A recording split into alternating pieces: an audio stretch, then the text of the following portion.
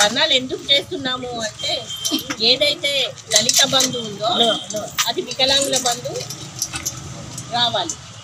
మేము న్యాయమైన డిమాండ్స్ కోసమే మేము పోరాడుతున్నాం. ఏదైతే దళిత బంధు ఉందో అది వికలాంగుల బంధు రావాలి. ఏదైతే డబుల్ బెడ్రూమ్ ఉందో ఫస్ట్ వికలాంగులకు ఇచ్చిన తర్వాతనే వేరే వాళ్ళకి ఇవ్వాలి.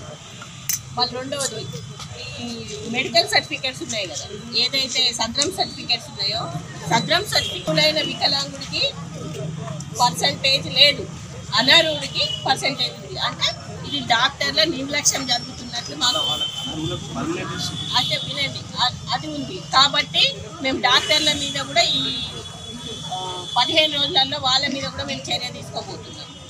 ఏదైతే వికలాంగుల శాఖ ఉందో ఆ వికలాంగుల శాఖ వికలాంగుల దినోత్సవం రోజు ప్రకటన చేసింది ఏమని, నేను శాఖని వెంటనే అమలు చేస్తానని.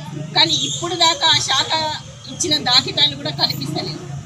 ఏదైతే నిరుపేదలైన వికలాంగులు ఉన్నారో వాళ్ళకి అంత్యోదయ కార్డు, ఎవరికైతే తెల్ల రేషన్ కార్డు ఉంటుందో వాళ్ళకి ఖచ్చితంగా 35 కిలోల బియ్యం ఇవ్వాలి. ఇవి మా డిమాండ్స్ సార్.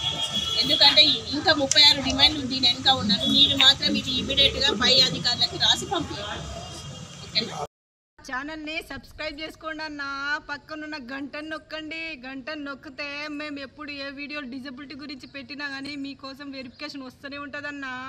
గంటను నొక్కండి, మా ఛానల్ని సబ్స్క్రైబ్ చేసుకోండి. 2 పనులు చేయండి అన్న. ఇంకోటి లైక్ చేయండి, షేర్ చేయండి, కమెంట్ చేయండి అన్న. మన డిజబిలిటీ ఛానల్ అన్న, ఇది మనమే సపోర్ట్ చేసుకోవాలి. అదే అన్న. Thank you.